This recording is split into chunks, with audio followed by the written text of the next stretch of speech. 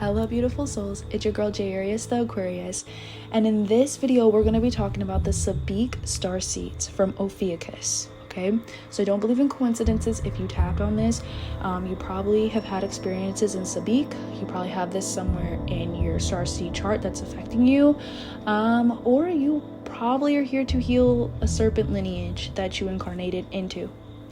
Or let's say you're just interested in this knowledge. So we're going to be talking about the origins of Sabik, like the cosmic world, energy themes. We're going to get into conflicts and wars around Sabik, beings connected to Sabik, starseed traits of Sabik beings, and starseed mission of the Sabik starseeds, and healing imprints for Sabik starseeds.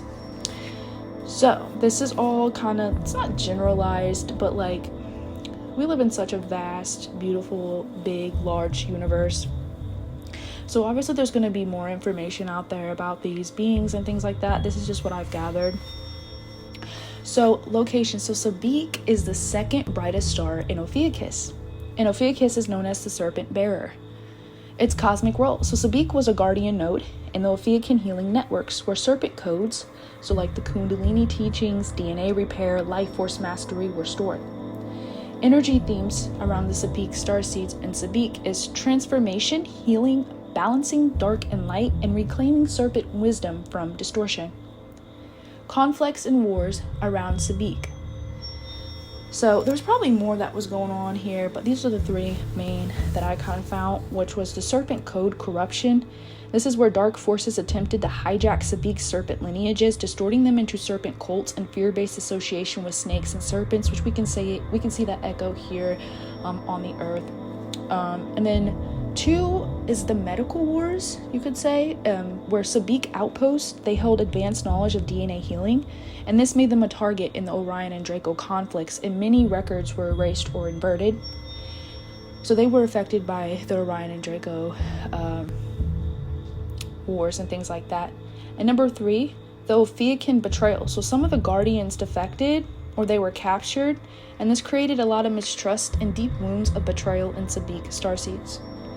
So beings connected to Sabik. So these are some of the most common ones. Again, there's probably so many different diverse beings that, call Sabik home. But we got the serpent bearer guardians, and they look more like tall humanoids with serpent-like energy fields.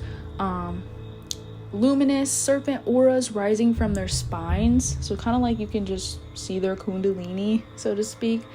And then you got the emerald healers. So these are your green ray beings connected to the emerald covenant, the blue flame, and they work with DNA strands, sound, and serpent-like codes. And you got the Ophiuchian angelics, so very generalized, like I said, y'all. Interdimensional beings embodying the archetype of the healer warrior, carrying staff and serpent symbols. So most common starseed traits of the Sabik beings is there's a deep attraction to serpents, dragons, or kundalini themes. Okay, so tantric work too. Natural healers. You guys are natural healers. You're often drawn to energy work, body work, medicine, plant medicine, or sound healing. And you have this strong, quote-unquote, wounded healer archetype. May have gone through intense illness, trauma, or shadow cycles in order to learn healing mastery. And you can have a very magnetic presence, and others feel a powerful current around you. And you're often misunderstood or feared, especially in childhood, because your aura carries transformative power. So just you existing really dissolves illusions and brings up the shadows in people so they can heal themselves. You are a walking embodiment of the healer, if this resonates with you, right? So starseed mission, right? This is generalized, okay? To restore serpent wisdom as life force medicine and not distortion. To heal ancestral and galactic wounds of betrayal, fear of power, and misuse of energy. To serve as DNA repairers, upgrading human light bodies through sound, movement, and sacred knowledge. And to embody the archetype of the true healer warrior, bridging strength and compassion. So if you're a Sabik starseed, you've probably been through hell and high water, only for your testimony to be your greatest gift to share and to help others. Kind of basically what I think of is like, if you're a Sabik starseed, people see you, they can feel that you've been through some shit, pardon my French, but you know, that just empowers them more. You may even attract envious people who are just like, you know, maybe they're insecure in themselves, so they might project that onto you. Not your worry, right? So healing imprints for the Sabik starseeds is most commonly betrayal healing, so clearing lifetimes of mistrust in allies in yourself. Number 2 is snake medicine, so reclaiming serpent imagery as healing and divine, not evil. Number 3, kundalini balance, healing distortions of sexual life force energy. Number 4, DNA clearing, repairing ancestral traumas of disease, suppression, or genetic distortion. And number 5, emerald ray activations, restoring the green healing flame within their own hearts and hands. So if you're a Sabik starseed, you're probably more than likely connected to the Emerald Covenant, which, you know, is part of the blue flame, green flame, however you want to say it, gold ray. I mean, not the gold ray. Oops, the green ray, the blue ray. And, yeah, I hope you guys like this. I spent a lot of time in Ophiuchus myself. And Ophiuchus is not really a much talked about zodiac sign or constellation, which there's a reason for that, because it is the serpent bearer. And you know, the serpent is symbolic again of the kundalini awakening, you know what I'm saying? So after Atlantis, that's really when the serpent knowledge was distorted.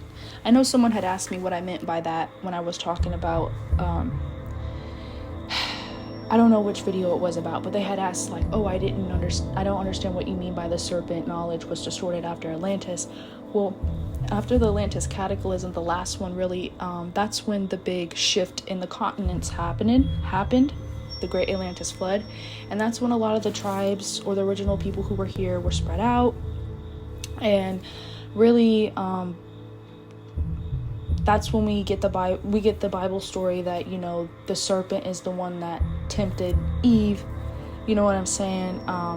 So it's just symbols and things like that they put in our subconscious to make us think that serpents and just the symbology of serpents, the archetype of the serpent is necessarily bad or deemed evil, and that's not the case at all. It's actually really associated with you reawakening all your DNA, so to speak. So I hope someone learned something from this. Omni-love, absolute healing. I'm so tired. And I will talk to you guys in the next transmission.